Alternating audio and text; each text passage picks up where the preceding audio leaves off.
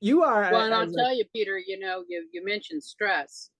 And until I retired, I never knew how little I liked or disliked, I should say, Sunday nights. I noticed myself saying, oh, it's Sunday night, but it's okay. I don't yeah. have to get up and go to work tomorrow. Yep. Not Yep. that I didn't like going to work, don't get me wrong. But there's just not that inherent stress level that you're going to have when you go to work. And I think we all know that there is a decent amount of stress associated with healthcare facilities management. So Yeah. Yeah. Well, it's funny you say that, because I've often described, for me, at different points in my life, one of them when I was still a kid and I was in school, and another was a couple of jobs where, I mean, I really love what I do now.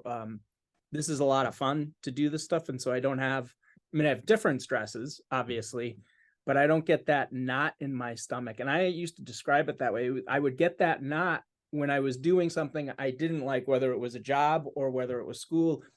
Here on the East Coast, especially during the fall, as soon as I heard that 60-minute song coming out of football, you'd watch football, and then you'd hear tick, tick, tick, tick, tick.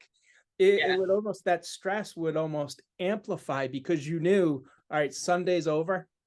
I got to do either work tomorrow or I got school. And were you aware of that stress, or did you become more aware of it after you retired and you're like, hey, I don't feel that anymore?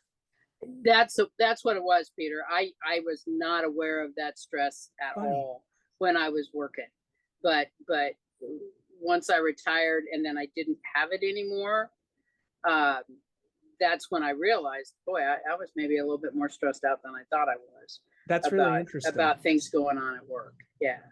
Yeah.